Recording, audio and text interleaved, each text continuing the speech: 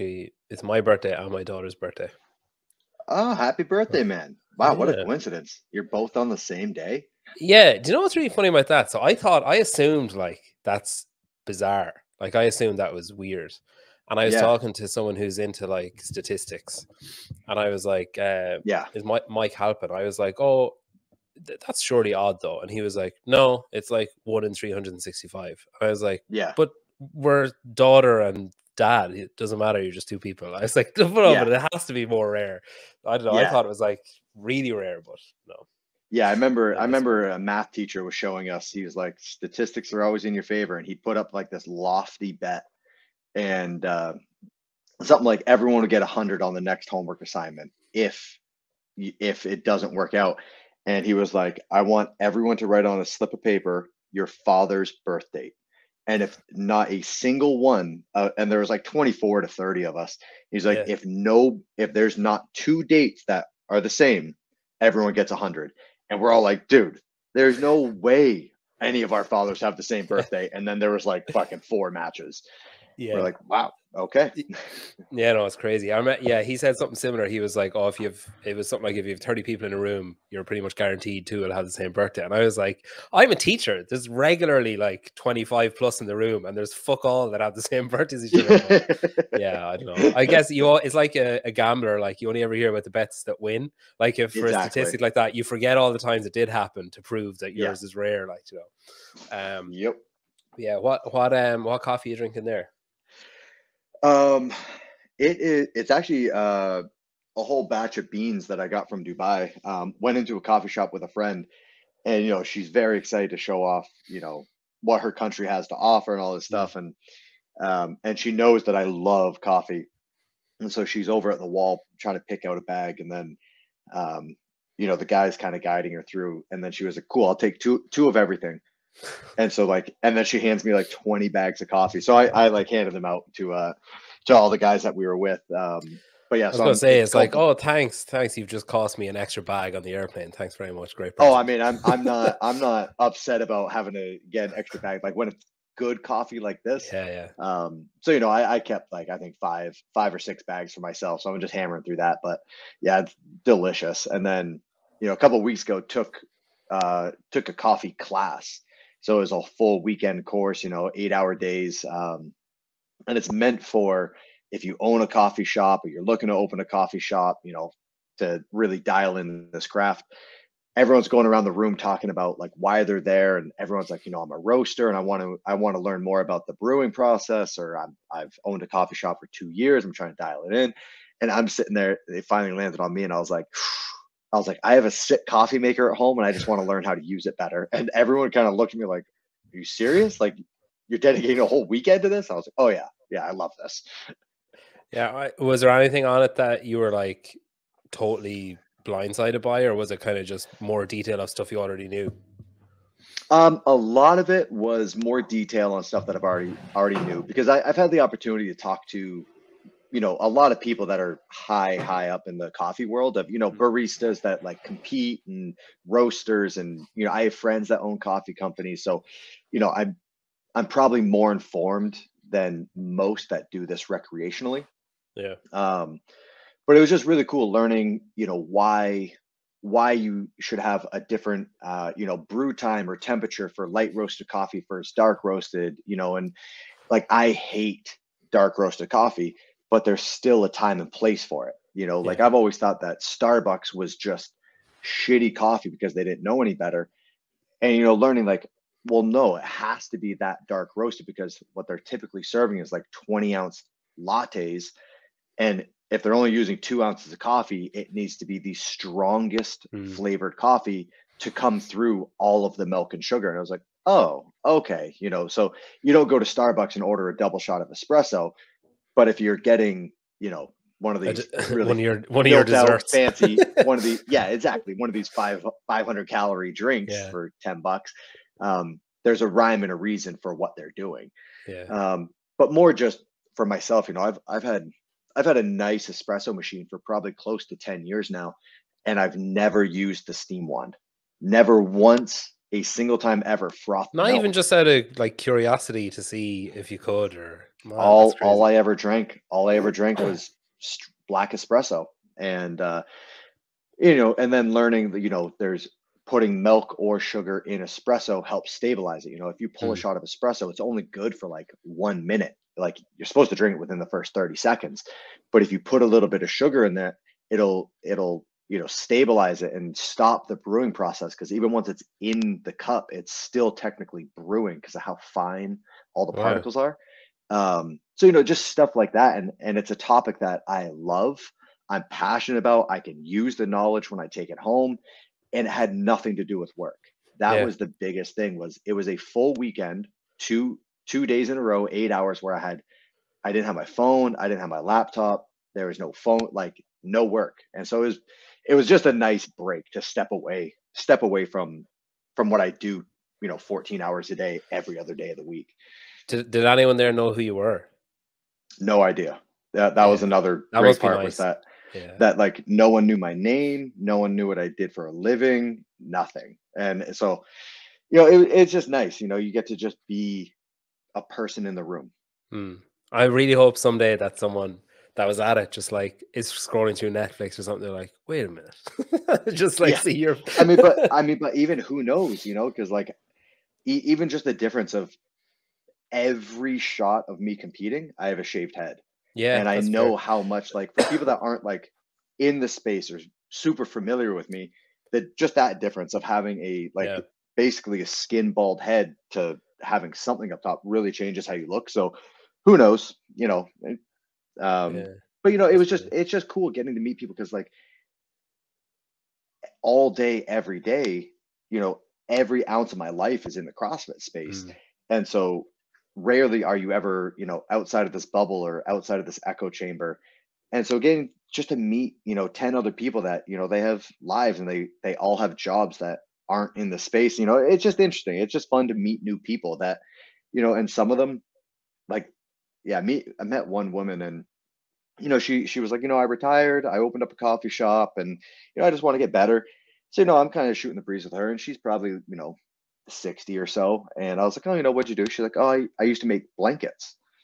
Oh, that's interesting. All right. Like, you know, how long did you do that for? And, you know, digging in, and then you find out that she made all of the blankets for like, it was all the blankets for LL Bean, um, and then like Pottery Barn. I don't quote me. I know LL Bean, but then like there's a couple other Yeah, yeah. big store names that I knew. I was like, oh my God, like how big was this operation? She's going, you know, I had 100 employees, and like, oh my God, like lady, you were crushing it. Yeah, just And like now she, classically downplaying it, like, oh, I used to, yeah, and and then then, like made it sound like I used to crochet. yep, that's exactly what I thought. And then it's like, oh my, you had factories. Yeah. And now she just runs a small coffee shop. And so, you know, getting to meet people like that, you know, it's so much fun, like hearing their life stories. Hmm, that's cool. Well, it must be refreshing as well because, like, obviously, I know that I've heard you talk about how grateful you are for CrossFit and for the people that you've met through it and for the conversations that you have with fans and all that, like those kind of meetings and stuff. I know that you know they're important to you, but it still must be nice when you're in a room and nobody is talking to you about any kind of fitness or anything to do with sport or coaching or anything. Well, I mean, it's one of those things where it's like, it's nice that if somebody's talking to me, it's because they're interested in me as a person, and not just like what I've done. Mm, But you know, like I've said it time and time again, like going to competitions and running those community workouts, it's awesome. It's so much fun. But when I'm walking in, I know like, okay, you know, I'm going to be doing a lot of talking. I'm going to have a lot of eyes on me, you know, that type of thing. But then, you know, if I'm at a CrossFit competition and trying to be a fan of the sport like I am, you know, it's just, there's times where it can just be difficult because there's a lot of eyes on you, mm, and I think there's a lot of assumptions that get made. Um, you know, if like I'm a very introverted person, you know, public speaking is terrifying, and so, you know, if I'm at a competition, I'm just a fan. I'm just trying to enjoy it and watch the competition, and you know, you're just getting interrupted constantly, and mm. if that's the worst thing that happens in my day. It's a pretty good day. Yeah. But at the same time, it's like it's just refreshing, you know. But even just like say at Filthy, when you guys are here, the fucking queue to just spend like literally 3 seconds with you, and there's a line. Like I was like, there has to be more than one thing happening here. I was like, no, it's literally just a line to meet him Yeah, and then like get a picture taken. yeah, Like that you has to be know, tiring. well, no, so stuff like that I love, you know, Mm, and like I couldn't tell you the last time I had something like that end on time. You know, if they book 1 hour, in my head, I'm like, I'm going to be here for 2 hours because I'm not going to cut off this line early. I'm going to make sure that mm, everyone that stood here and waited gets their picture. But then what I love most about those, you know, the people that come in say like, just hey, nice to meet you, take a picture and leave, fine and great. What I love is the people that come up and and they want to have a 2 to 5 minute conversation, like because that's meaningful. Because mm, with the picture, it's like, what are you going to do with this picture down the road? Some people actually might use it or whatever. But if I have a conversation with somebody, that impact is going to last way, way longer. And it's not even only an impact for the person, it's a big impact for me. You mm, know, the people that come up and they're like, I hit rock bottom, I heard your story, and then that got me into the gym. I'm now down 100 pounds or 200, whatever it is, even if it's down 20 pounds, I don't care. mm, Not only is that impactful for them, but it's impactful for me of like, okay, this is why I'm doing it. This is the stuff that I want to see, that I'm having that positive impact. And it's super inspirational to me to like, okay, keep doing what you're doing. You're doing the right thing. You're having a positive impact on people's lives. So it's that stuff I love. I could sit there and do that hour. I do that hours on end. But then, like it's like if you're at a restaurant and mm. you're in the middle of eating and somebody's like, hey, can I grab a picture? And it's like, yeah, like I'm not going to say no, but then it's like, the people in the booth have to scoot out and then like you have Mm. to stop eating. And so it's like in the grand scheme of problems, it's not a problem. Yeah. But when it I happens remember over and hearing, over and over and over, it gets old, or it yeah, gets tiring. I remember hearing someone, fuck, I really can't remember who it was. It was some actor, I think. And he used to get asked for pictures when he was having his dinner. And he used to say, if you wait outside the restaurant until I'm done, I'll take a picture with you. And then like he was Yeah, like 9 times out of 10, you come out, they're gone. But he was like, that person who stays, he's like, I'll stand there for an hour and talk to them. But he was like 9 times out of yeah, 10, they're just like, it's actually okay, I'm gonna go. Like, and they yeah. just back off. And like looking at like in terms of like my popularity in public, it is this much Mm, compared to an actor or a musician or whatever it is. And I'm like, I've I've had the times where it's like, and sometimes fans are, if they're too excited, or like different places have different culture when it comes to like touching or grabbing or whatever mm, it is. And there's been times where people are just like, they forget that you're a person and they just mm, grab and yank, and you're like, hey, that's not appropriate, um and I see like I am nothing compared to one of these uber Hollywood people, mm. and I'm like, I couldn't imagine Yeah, what just it's can't like go anywhere.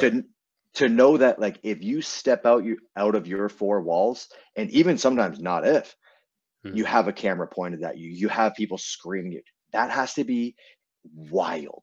That has to be yeah. just unmanageable. Like, um, and same thing, like I've had friends that are actors and they talk about it of like, one friend was like, he was getting off a plane and a guy just came up to him as he deboarded the plane and just came up from behind him and like arm around the head. But my buddy thought he was getting put like in a headlock. And he's like, what the hell is happening? And he kind of like was startled and he was like, what are you doing? And the guy was like, oh, I'm taking a picture. And he's like, dude, you can't just come up and like grab me, like, especially from behind. And he's like, if you want to have a 5 minute conversation with me, I would love to, but you can't just come up and grab me, man. And the fan was like, nah, I'm good. And he was like, then how important was that picture to you? Like, you could have a 5 minute conversation with me.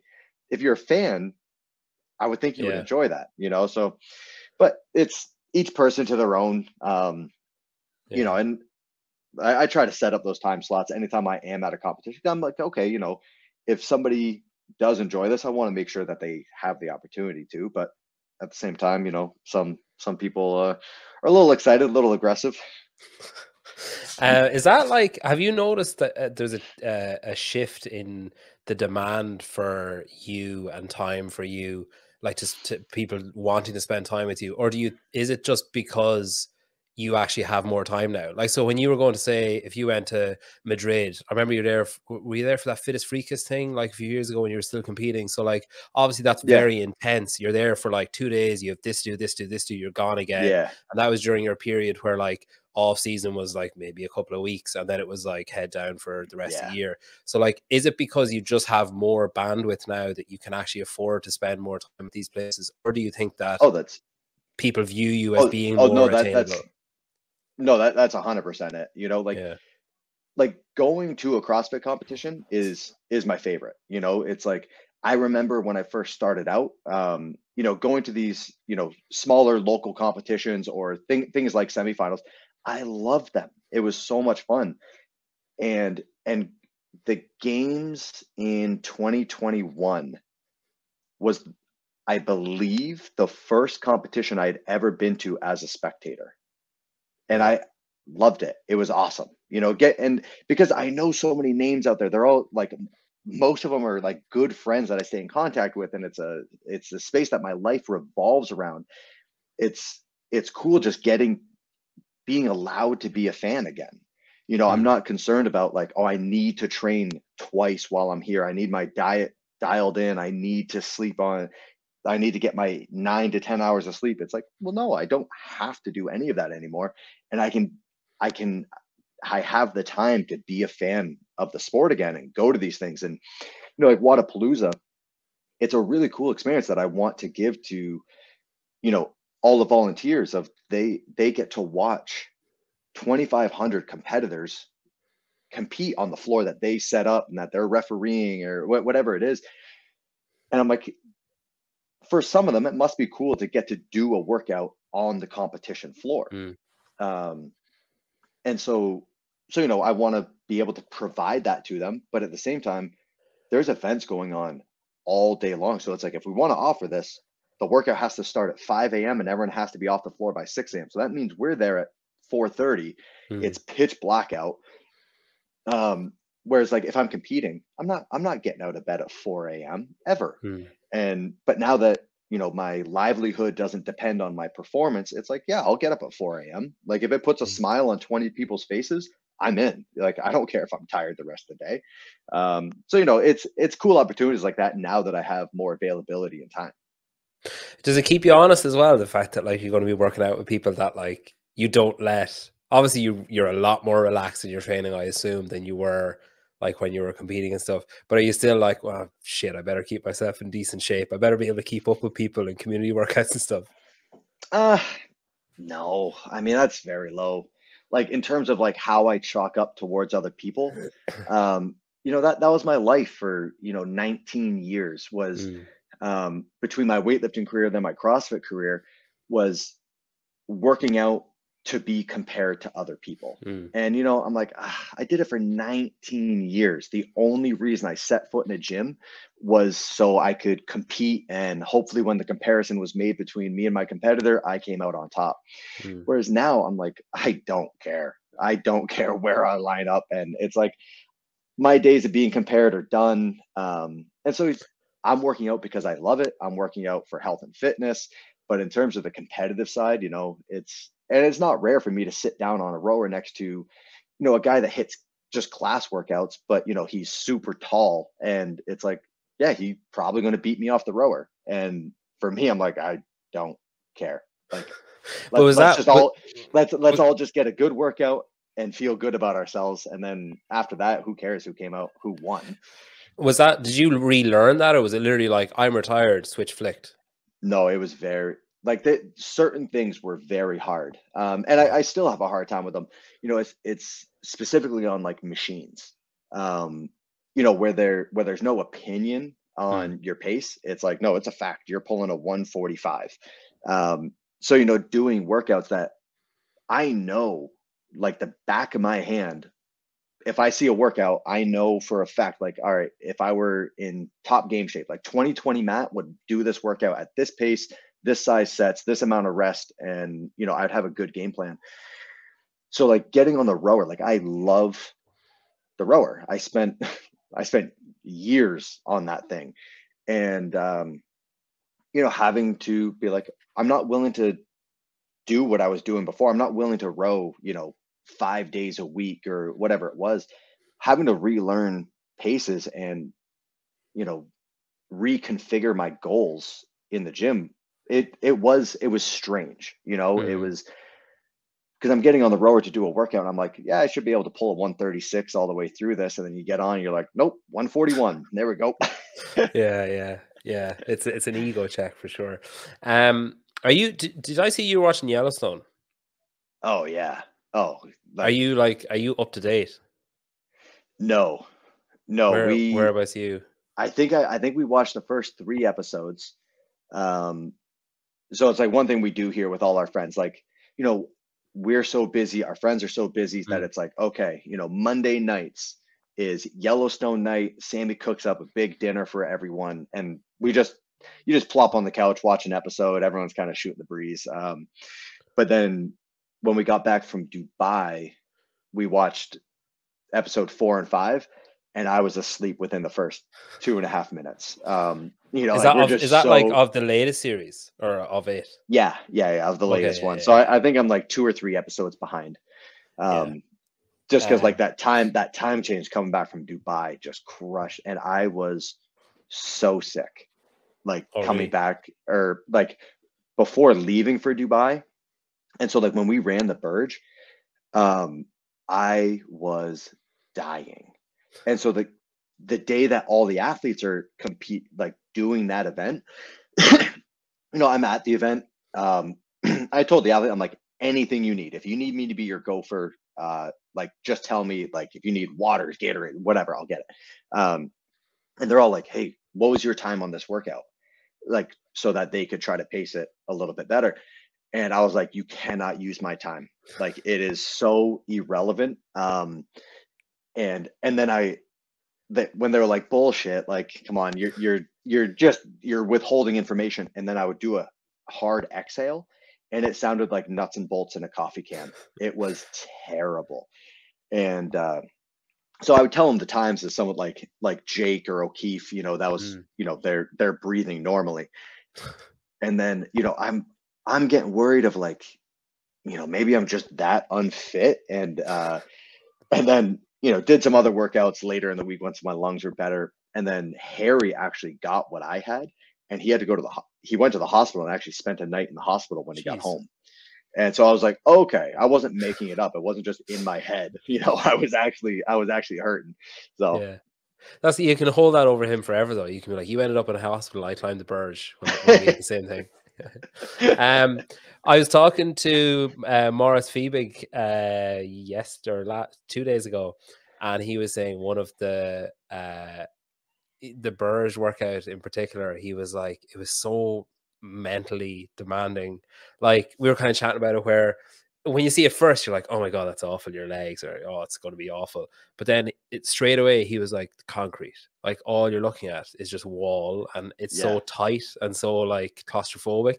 And then he was saying that you get these little breaks where you had to swap, you had to move or something, and then yeah, you more had to move stairs. stairwells. Yep. Yeah, so he was like, it opened up, and you were like, oh, and this closed again, and he was just like, it was so like intense. But like the thing that I was saying to him was, like I kind of don't really believe that any athlete was getting off that bus thinking I'm going to listen to music on the way up. But the psychological impact of saying to people, you're not allowed to do that, even if they weren't planning on doing it, is like, oh shit, this actually feels a bit more serious now. It just like cranks it up just a dial, like one on the dial, even though Fukowski isn't like working on a playlist to, Yeah. to go up the thing, but he's still like putting in the thing, being like, and subconsciously you're going to be like, oh fuck. Yeah. Was I mean, that was the Burj them combined? Was it like, oh, we're going to use this? How can we use it, or how did that come about? so so O'Keefe pitched the idea months ago. But obviously it's not the type of thing where you can just like ruck up and Yeah, run the stairs. Like it's a coordinated event where like the security guards, like, so they need to pull a permit. They need to have security guards, minding everything. Cause like the finish line, you're in like a control room. So it's like electrical panels yeah, all the way around. And it's not accessible to the public. if you buy a ticket to take the elevator up, it takes you up to 125. And then I think you can pay extra money and go up to like 150 or 155 maybe. And the athletes went up to 160, but they started 2 levels down. So they did 162 flights. And I think most of the stairwells, like the first stairwell maybe went from the basement up to like 55. And then you had to, go down a hallway where they have tape lines, but then they also have people directing you to make sure you don't take a wrong turn. And they went from like 55 to maybe 80, then 80 to 120. But it was a super cool event. So like, it's a regular hotel stairway. Like it's plenty wide. If you stretch your arms out each way, you can grab both railings. But, each flight of stairs is only, anywhere from 8 to 20 steps. So, relatively quick. So if there was an opportunity for athletes to pass, an athlete could block another athlete. So we made sure to put a 2-minute gap in between start times. So if you are passing an athlete, it's like they're dragging, you're hauling ass. But the event was so cool. Like it's such a crazy landmark, and it's like there's only a handful of people in the world that have the opportunity to do this. And it was one of those ones where it's a mental grind, because if it's 162 flights and you have 2 turns per flight of stairs, if you're taking that turn slow and adding a half a second, you're adding a second per flight over 162 flights, it adds up very quickly. And then if you walk on those transitions, you're adding 20 seconds. And if you have 5 of those, so it was a super cool event, but very mentally tough. But I loved it because there was no eccentric movement. So it's a brutal fitness test. Like your heart is pinned the entire time. You're breathing max effort the entire time. But because your muscles never lengthening as it's flexing, like when we did it, we were perfectly fine an hour later. Like our lungs were sore, we had a good sweat. But in terms of like our legs being sore, nothing. And so it's like, okay, we can do this crazy endurance test without, it won't affect the events that are happening tomorrow. And so that was a really cool piece of it. Yeah, he also Moritz also said that it's the closest he hadn't met you before, and he was like, he said that he heard you coming over to him just when he finished, and he said it's the closest he's ever come to telling someone to fuck off without telling them to fuck off. That like, oh really? You came, he was like, I need to just take off this vest, I need to light out, I need to just like collapse, and you came over and you're like, hey, good job, let's go outside, I want to talk to you about your tattoos. And he was just like, what? I was like, okay. Oh, and like stood up and was like walking out, was like, okay. And like, he was like, I could barely breathe. Like, so I mean, so a lot of the athletes were hitting the top and just like, they just went as hard as they could for, anywhere from 30 to 40 minutes. And so, they're hitting the top, and a lot of them are just like like crashing on the floor. And so 99% of my time up top was spent stripping vests off athletes, getting them water, letting them know like, hey, you can go outside, it's a lot cooler out there, stuff like that. But with him specifically, I thought like he was up walking around. So I think I must have given him a bottle of water, and I think he was outside, and he looked like he was fine. And I was like, dude, your tattoos are so cool. I didn't realize that he was still in pain. I think my apologies. That was a power play from him, I think, on the other athletes being like, what's the big deal? I'm fine. Whereas internally he was like, oh shit. Like, he's like, my God, I feel terrible. I mean, every other athlete, like there were a couple that, they hit the top, and, they didn't fuel properly earlier in the day, or they just like went out too hot. And so it's like, like at one point, like I sprinted down like 20 levels to like one of the lounges and just went up, and they had like cartons of apple juice. And I just like took a full armload of apple, like they're like, what the hell is this guy doing? I just like took an armload of apple juices, ran them up, and I'm pouring. So one athlete, he's just like knocked out. I'm like pouring apple juice in his mouth. I was trying to be helpful. Yeah. That'll make it into someone's autobiography anyway. With those kind of events, programming those events, is that like, is there any kind of trepidation doing those kind of things? Because like you open yourself up when you're doing that to like feedback, whether you want it or not, and like criticism or like critique Yeah, or I mean, you're opening yourself up to criticism, but you're also opening yourself up to, refining your craft and getting better at it. And like, there is an opportunity to do an amazing job. And we've had competitions in the past where, we've heard the feedback from athletes or spectators, and it was nothing but compliments. I always find a good sign is once a competition's done, I try to talk to some competitors and be like, hey, what was your favorite event? What was your favorite and least favorite? And when the answer is different from every athlete, it's like, okay, I think that's a very good sign. If every single athlete was like, I love this workout, I hated this one, odds yeah, are, maybe the test was just so brutal and boring, which is necessary sometimes. But I want to have like a good spread of opinions. And we've had competitions where it was very complimentary, and we've had other ones where we got raked over the coals. What has been great with the ones where we got raked over the coals was everything that was negative that was said about the competition were things that we tried to fix, or something as simple as, hey, on this workout you did handstand walk, you could have very easily upped it and had handstand stairs and ramp. And it was like, yeah, like that would have been awesome. But those handstand ramps are, Rogue doesn't make one, so the equipment sponsor isn't providing one. They're, $700 a piece, and they're on 6 months back order. So those criticisms, I listen to them. I use them as notes of how to be better for next time. It's the same thing I did when I competed. And so, most of the time, anytime we've had those criticisms in the past, it was okay. Most of the stuff was stuff that we tried to, have a different answer to or do something different. But, there was some constraint that got put in. Like perfect example is like Madrid. When we programmed that, there were some complaints that every workout was between like 8 and 12 minutes. And it was like, oh yeah, like we fought very, very hard to not have that. But there's 2,500 competitors. By the time the competition came to us and asked us to program, they already had the schedule set. We had no control over time domains or what competition floor the athletes were on, because they're having to coordinate so many different categories and athletes that they're like, no, we can't run a 45-minute event. We can't run even 20-minute events. It would just take 2 days to get all the athletes through. So stuff like that, it's unfortunate that you hear that criticism and it's being passed on as like, oh, Matt and the crew at HWPO, they programmed 8 workouts that were all within this time window. But at the same time, we're like, yep, we were well aware of that, and we tried to not have that be the case. And so, with Dubai, there was a lot of constraints with, just getting equipment over there.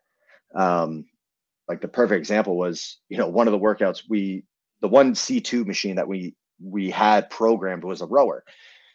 And so we were told you have 15 rowers showing up, and then day before the event started, we were told, hey, we got 15 concept 2 bike ergs and 15 ski ergs, but no rowers.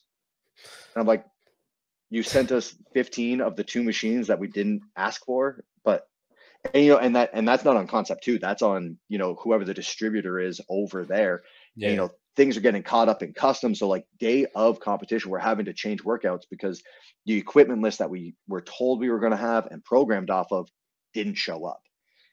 And then, so there's a lot of stuff like that going on. So yeah, it is what it is. But we had a lot of athletes after the Dubai competition come up and just tell us like, hey man, this programming was fucking amazing. Loved it. And so for me, I was like, okay, great.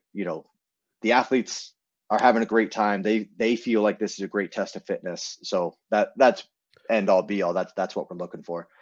Yeah, I think like once athletes and then spectators, once that balance is struck of that, like you want everyone, obviously everyone's not going to enjoy it, but you want most people to enjoy it. Is that then, so say beyond this year, if you're doing, I'm assuming competition programming is something that you're going to continue to look into and to be involved in, is it? Yeah, I think, we, as we've done more and more competitions, we're getting our process more and more refined. Mm, Um, and so, it's we know we now know better what questions to ask, what equipment to yeah, have, better styles of flow, like it's like anything. Like we yeah, just you started learn. this not too long ago. And so there's going to be things that come up that, why would we have no one to ask that question? We're brand new at Yeah, this, but we're getting much more refined. So like Dubai, I don't think I could have been much happier with how Dubai went. yeah, And with our team as well, because there was some wild stuff going on in Dubai of just like we brought we had five people total from HWPO go over there, and like very thankfully we showed up with more people than we needed because we ended up all working so much. Like the person running scorecards day one at 5 p.m. was just like, see ya. And we're like, where are you going? There's two more events. And they're like, oh, I have tickets to a concert. Like, and so then Harry's, our one of our guys, he's running scorecards for the entire weekend, and there's just stuff like that where yeah. it's like, thank God we had extra bodies to, kind of help with this. Is that so? Then, if you're doing more of it, is it, would it be fair to say that from now on you'd be more inclined to do competitions where you're involved from the get-go rather than coming in and having these restrictions in place that you're like, I wouldn't have done it that way? Would it be easier to be like, okay, you've got a blank slate here? Um, yeah, I mean, obviously starting with a blank slate or very early on in the process is a huge advantage.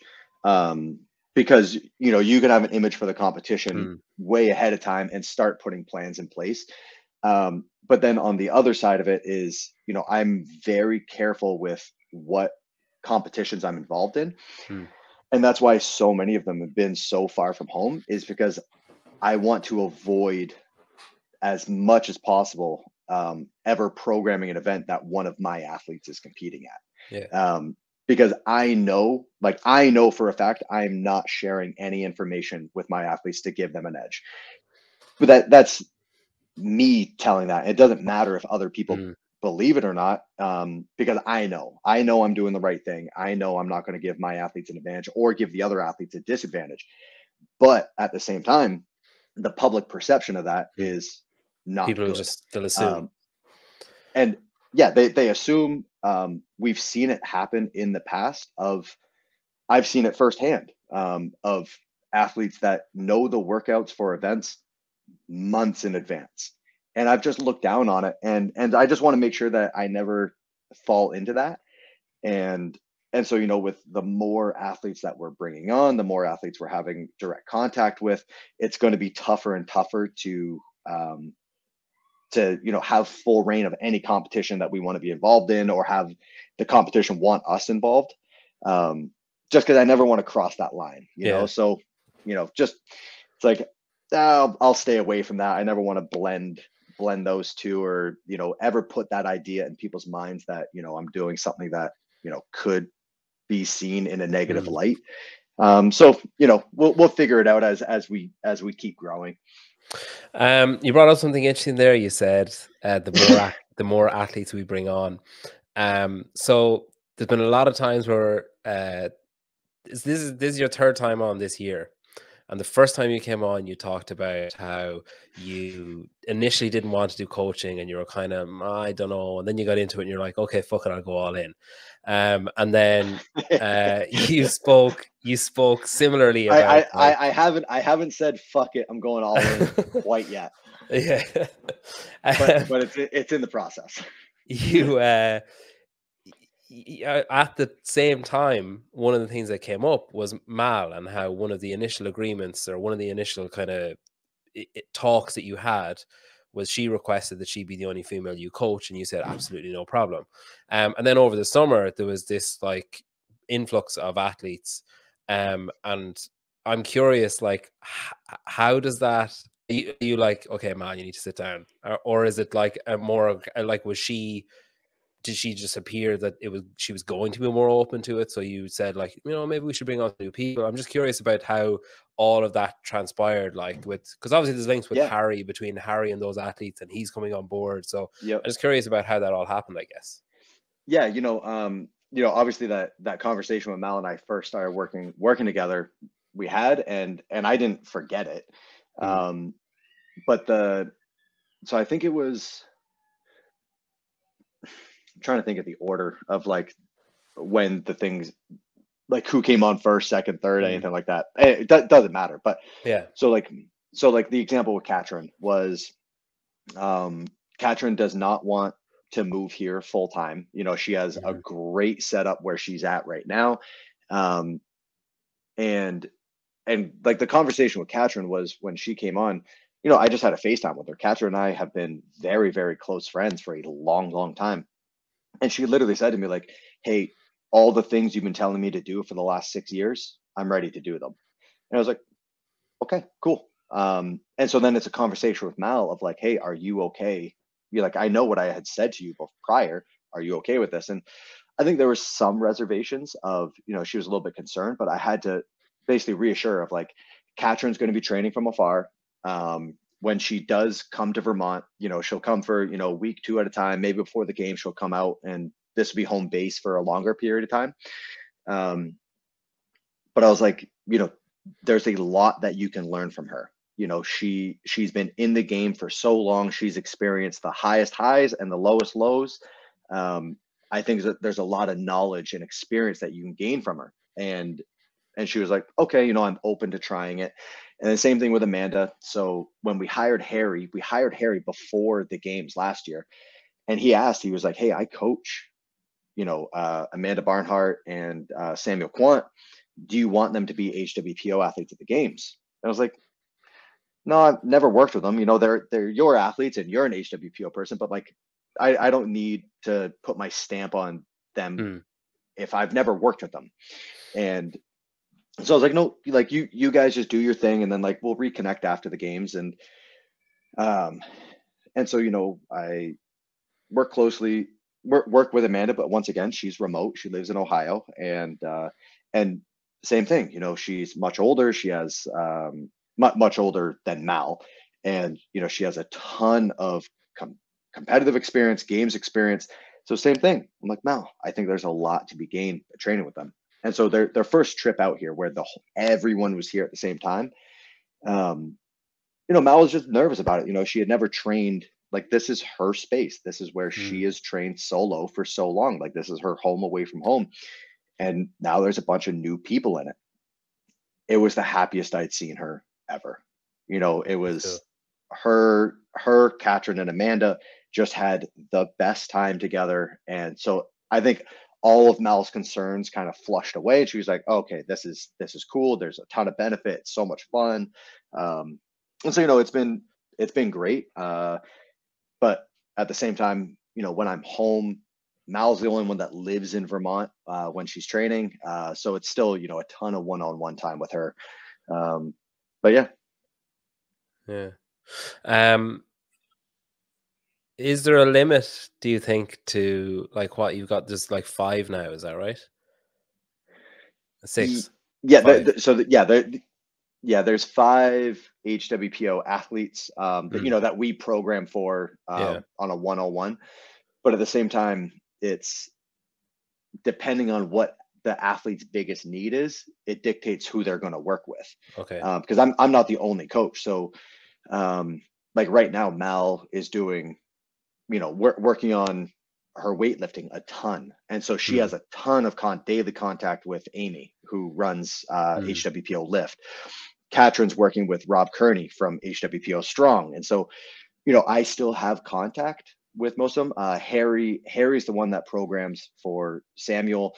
Jake is the one that programs for Jason. And then I program for the girls because they're very similar. But even that, I'm only programming half of their stuff because Katrin's working with Rob so much. Mal and Amanda are working with Amy so much. So it's not just me. Every time a new athlete comes on, it's not just me taking on the burden, because at a certain point, you can only do so much individualized programming and coaching for a person before you're just too too diluted to Mm. have any positive effect. And I want to make sure quality is my number one priority. Quantity is, so far down on the leaderboard that taking on more athletes, if I felt it was going to take away from what I was contributing and what I had to offer to Mallory at all, well, I'm not doing it. I want to Mm. make sure that, I made this commitment to Mal, and I want to make sure that I uphold my end, regardless of what it does, for us. Hmm. The people that you mentioned, so probably, I guess with the exception of Harry, have a very different skill set from you in that, like, Amy's very focused on one aspect of, say, like if you look at CrossFit as the spectrum or whatever, and Rob is focused on like one very specific aspect. Is this like a carryover from when you were competing and you used to be like, right, I need a running coach because I'm like not good at running. I needed this coach because I'm not good at this. I need to get better at this. Is Absolutely. so this is the evolution of that then? Yeah, we're trying to add, whether it's sports specific or skill specific people, um, and making sure that they're familiar with CrossFit, that they have involvement in the CrossFit space in some capacity, so that they have a good understanding of it. And then a lot of it is, I'll look at, I'm like, hey, if you, with Rob, I'm like, hey, if you're programming and you just want to get somebody strong as fuck, what would be your ideal training plan for them? And then looking at that and trying to integrate it in with, a well-rounded fitness program, or, a maintenance program on the fitness side of things, and trying to find that good combination of give and take, and to find this balance, especially in the off season where we don't need a well-rounded program from like October to December. This is the time that we want to really hammer those weaknesses, and then we still have enough time to get our fitness in place by the open. And so working with these, sport specific people that are familiar with what we're doing, so they know how to weigh the pros and cons of styles of training, and then making sure that everyone gets along super well, because I'm in contact with Amy all day, every day, Mm. like constantly getting feedback of like, hey, the lifting session was really, really heavy this morning, so maybe dial back the afternoon session, or vice versa, or whatever it is. Um, but yeah, I'm sure it will change as we get deeper and deeper into the season of getting more and more towards a well-rounded fitness program. But right now in the off season, it's like each athlete has their person that they're in contact with for a majority of the time. I'm still in contact with them frequently. But yeah, it's really just hammering those weaknesses. So if you like, would it be fair to say then that if you were that if you were to go beyond the cap of athletes in the stable, that you'd also need to take on another like person like you or Harry who's doing the, I don't Oh, want to say oh, generic, 100%. but yeah. Yeah. And yeah, it's trying to find that balance of just making sure that, we're not taking on too much. It's, if I can help athletes progress in any way, I would love to do it. But at the same time, I don't want to spread myself too thin. Yeah. And I'm sure if we wanted an athlete stable that was, a huge roster, I'm sure we could, but that's not that's not my goal. I'd rather, if an athlete is working with HWPO and it's like they feel like they're getting, you know, individualized one-on-one coaching, and it's not just sending you a spreadsheet and then that's the end of the conversation. It's like, if we're in person, I want to watch most of your training sessions. I want to watch all of your Olympic weightlifting. I want to critique every single lift as you're doing it. So we just want to make sure that the quality stays high. And so I'm sure if we do expand at some point, we'll have to bring on more coaches, or the biggest thing right now is just a facility. We just Mm. need a bigger facility. So we're in the process of trying to figure that out. But, right now, like, I think when we had a couple of weeks ago, when we had everyone up here, my home gym is just shy of 1,000 square feet, and it's full of equipment. The usable space in the center of the floor for Metcons is pretty low, and we had like 13 people training in there at the same time. It was chaos. Mm. So we're trying to put solutions in place to have a bigger, better training facility, because there are certain athletes that have reached out and they were like, hey, I'm making a move, and I'm willing to move to Vermont tomorrow. And it's like, hey, I would love to, but I can't. It wouldn't do you service. What you see, you wouldn't be able to get, because I'm already spread too thin. Our training facility is too small, whatever it is. And that hurts. It sucks to have to say no to an athlete, but at the same time, it's like, I don't want somebody making this huge life change and then have them not get what they expected. God, you me rattled there now that the other athletes are approaching. That's sent me in a bit of a spin. Now I'm like, oh, I wonder who that was. And I'm gone down into a spiral. Yeah, I mean, it's not just one, and yeah. And the conversations I had were still very like, hey, if there's a time, like I've told them, like, once the weather's a bit nicer here, so it's like we can kind of spill out onto the cement pad outside of the gym, and we have a little bit more space and stuff like that. Like, I would still love to have these athletes out for, a week or two at a time, just to come out and train, hang out. I think it's great for everyone involved. Rising tides raise all ships. And we put stuff in place, because before, when we were having people come in to train, we have like bunk beds, queen size bunk beds in the guest room. So, 2 to 3 people can sleep in here. Then we'd have 2 people sleeping on the couch. O'Keefe would drag a mattress into the living room. So we'd have bodies everywhere.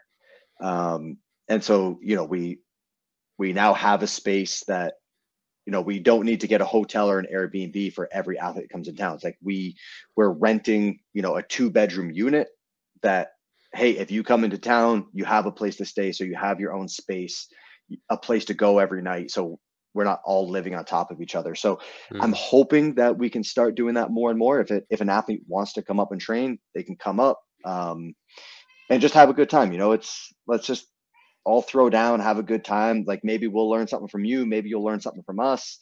And we can all help each other. And so it's trying to put things in place to make that possible. Whereas right now our space is just too small, that, we're just kind of capped on our capacity. If an athlete does suggest that, so say if I was an athlete with such and such a camp, and I said, like, or such and such a coach, and I was like, oh, I want to come up, are you like, yeah, no problem, we're training this week and whatever, we have a bit of space then? Or are you like, yeah, have you talked to your coach about this? Like, or do you give a shit about that side of things? Is that their problem? So I mean, like last year, we did that. Yeah, after Yep. And after, it was during semifinals, like I was at both semifinals in Knoxville. And so, there's no point flying home for 3 days to come back to the same spot. So we were in Knoxville for like 2.5, 3 weeks straight. And you're seeing a lot of the same people that have multiple athletes. And so, they're there for the whole 2 weeks as well. So Matt Torres and Justin Kotler, I just hit it off with them. They're great guys. They're easy to talk to. And so, we all, just got along in the warm-up area. And so after semifinal, I was like, hey guys, like, I would love, if you guys see benefit in it, I would love for you guys to come up, bring your athletes, you guys come up. And I was like, if you want to send your athletes on their own, like, I will make sure that they have everything they need, but also you're more than welcome. So I think Torres had a conflict. He couldn't make it. But Justin Kotler came up, and it was so much fun. And I think everyone makes the assumptions, they see Danielle Brandon training with, Mal and Jason, and they're like, oh, is she HWP or not? And it's like, no, we're all just friends. We're all just having a fun week of training together. I love that stuff. That was the stuff that was some of my favorite when I was early on in competing, was driving down to Boston, and like the whole group from CrossFit Free, the group from CrossFit New England, the group from Reebok CrossFit One, we would all get together and just throw down. Everyone's throwing up ideas on the whiteboard, and you're just having a big training weekend. Those are some of my favorite memories. And so, if I can provide that to other athletes, and then there's benefit of it, of like seeing how other athletes warm up, seeing how much time they spend in the gym, seeing how they approach adversity. It's great. Not that I'd expect you to do it, but do you think that if you gave yourself 9 months would you get back to where you were, or where you would have been had you kept competing, considering age and all that kind of stuff? Or do you think CrossFit is a different sport to other sports in that when you stop, the gap immediately widens, like that it's So difficult to claw it back? so there's certain things that, you know, I just don't want to do Mm, as of like, it's not like if I'm in the gym alone, I'm like, yeah, I'm not going to do that, you know, because I don't need to. I can get my mm, workout in and I can get fit doing something else. I don't need to yeah. practice that specific thing anymore. Um, so I don't want to answer that question. But I mean, even even For just say hypothetically looking at the sport of CrossFit, if an athlete took a year off, and because I'm thinking, I remember when you first said that you were retiring, I remember people were saying like, "Oh, I bet he's taking yeah, like a year of to course, decompress and then he's coming back." But like, I think that CrossFit is such a weird sport that the gap, like that it, a gap would appear. You know, it's like match fitness when you're playing soccer or football or whatever, where you yeah, just lose that spark, or you lose that reactive time or whatever. That like the gap would widen so much that you, by the time you finish up, you just have clawed back to where you would have yeah, been before you stopped. Like, do yeah. you think that's fair? Yeah, I mean, obviously, you know, if you take off enough time, you're going to get to a point where it's like, yeah, if you don't keep working at this, you like you were the best in the world at this. Yeah, you're going to regress. Hmm. Um, and and if I took a workout from any games workout from the past, odds are I'm not going to hit my PR time. But in retirement, I've continued to hit PRs. You know, I've Hmm. like when there's something that I want to get better at and I actually dedicate the time to it. Yeah, I've hit lifetime PRs in some stuff.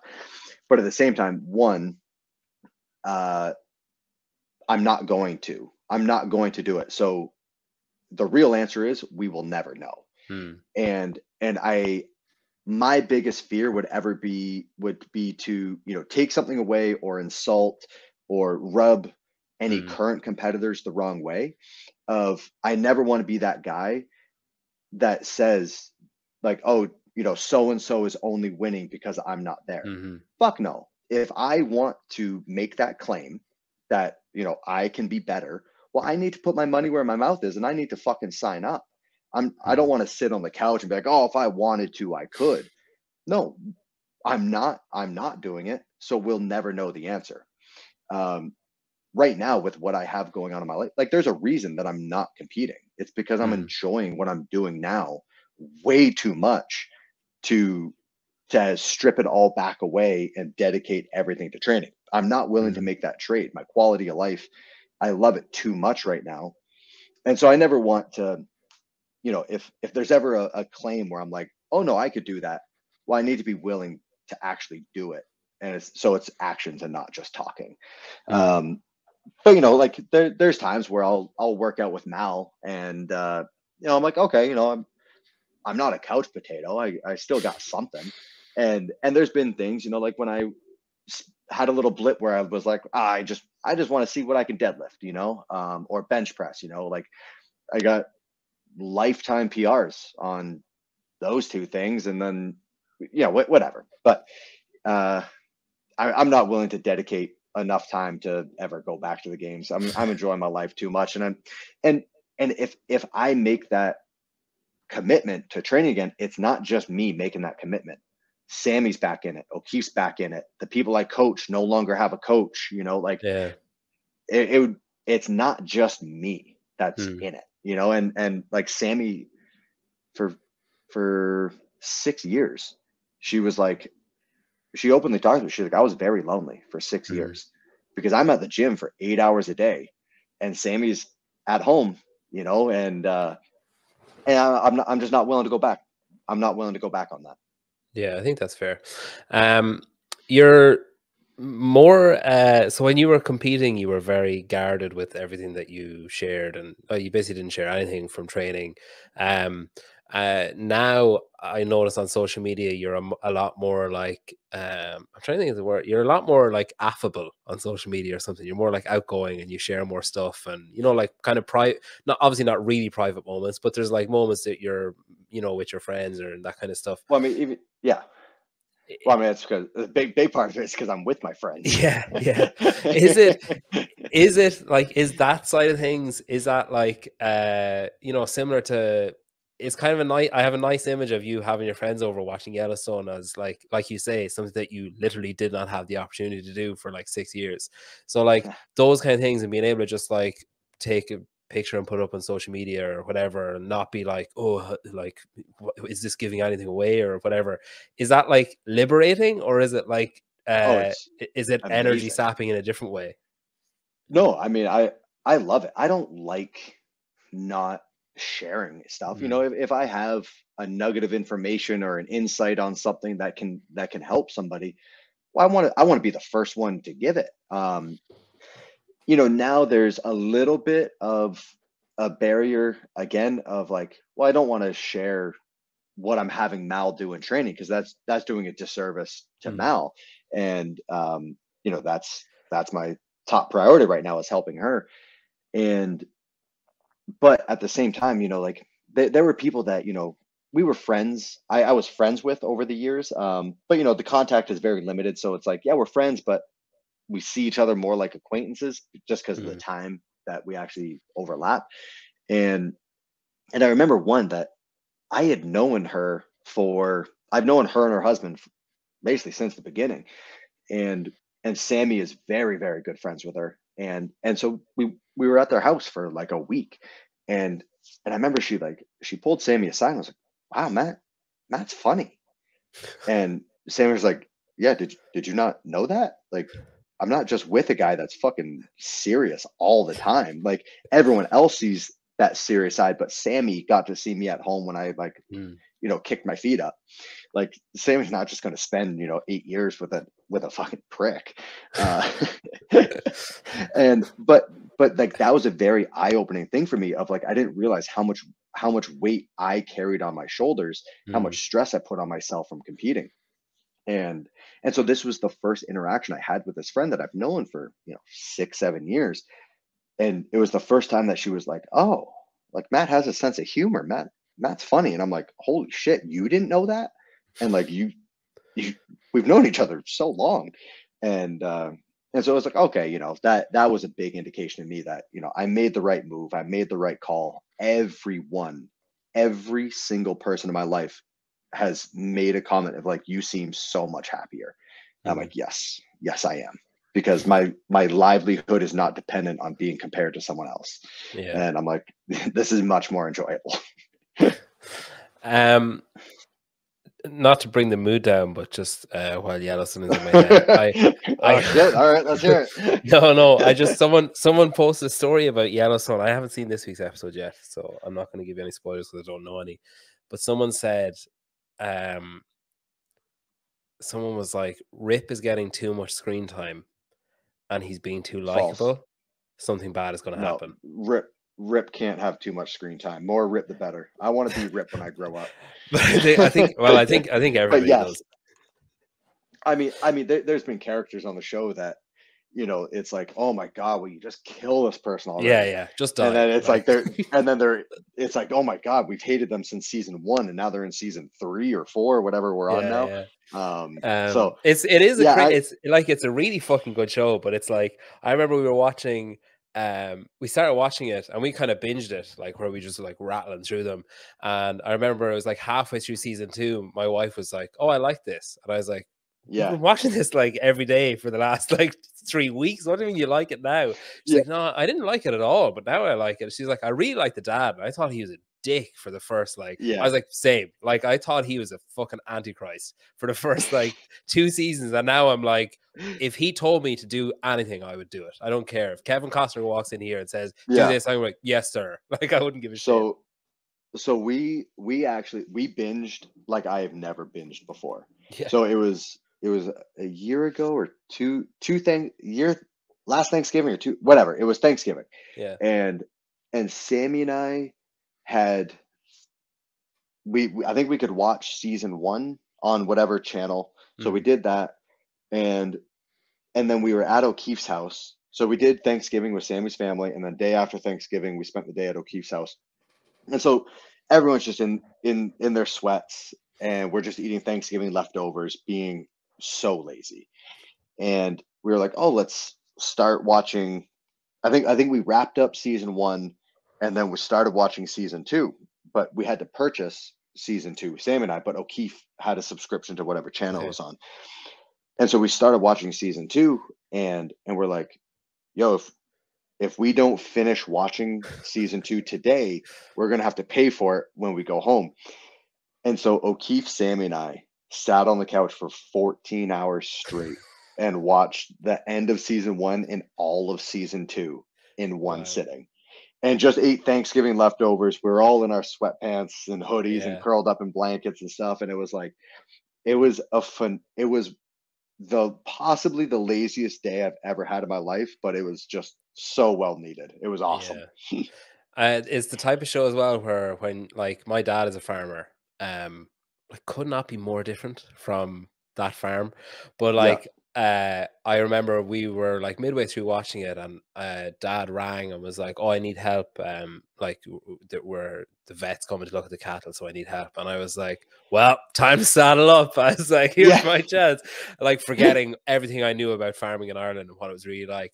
And I got home to his house and I started like helping, and I just remember thinking of the rolling hills of the Yellowstone and the sun and the sand and all that kind of stuff as the wind and rain was like beating me in the face and like knocking me into last week. And I was just like, it was like expectation and reality. It was like what farming is like, what it's really like. It's the classic like Instagram versus reality. So we'll finish up. I just 2023 more competitions, like working with more competitions. Obviously your first priority, as you say, is like Mal and the other HWPO athletes, getting them through the open, quarters, semis and so on. But outside of, say, the specific game season, are you looking at more off-season competitions as a programmer, and would there be potential for more athletes as well? I don't think there's anything on the docket as of right now. I'm sure something will come up within the next short while. Excuse me. But yeah, I think once the season kicks off, we're really going to throttle back on being that heavily involved in competitions. But once we start going to things like semifinals, or if we do go to other competitions, it's then switched more to, all right, let's do our community workouts, whether it's at 5 a.m. or 8 p.m. Stuff like that. That's probably more where the focus will go, because it's not, in terms of me, for the workload of programming a community workout for a 1 hour time slot is a fraction of the time commitment to programming an entire competition start to finish. So I think once we get into season, it'll be more like community driven opportunities at those competitions. But once the season kicks off, then the focus really goes back to the athletes full time. Well, listen, thank you for coming back on. It's been great to get absolutely to man. Yeah, it's always a pleasure. I love these where it's like there's no preparation needed. I know it's like, you're so good at what you do. It's like, I don't need to see the questions ahead of time. It's like, no, we can just shoot the shit for an hour. Oh, thanks. I appreciate that. But yeah, it was great meeting you when you were here, when you were in Ireland, and congrats on everything you've built, and like bringing on Harry and Steve and everyone else. Congratulations. You just passed the 3-year mark, correct? Yeah, literally. Yeah, congrats, man. That's awesome. When you started it, did you think you were like, oh yeah, I'll have a 3-year anniversary? Fuck no, I didn't. Like it's actually funny. So I was talking to my wife the other day, and she was like, "God, it's mad, 3 years, isn't it?" And I was like, "Yeah." Like I remember recording a test episode that I never released, like with a friend, just to see if I can actually do it. And, just to see the process and see if you enjoy it. I remember finishing it being like, right, that like it might never go any further than that. And then and I literally, like you were the example I used. I was like, by the time the year ends, I'll have had Matt Fraser on the podcast 3 times within 12 months. I was like, that's fucking mental. When you think back to me sitting in my living room with like, it's crazy. It is crazy. Well, that's awesome, man. Congratulations. Thank you. Glad, very much. I'm glad you're enjoying it. Glad it's growing. It's cool to see. It's fun.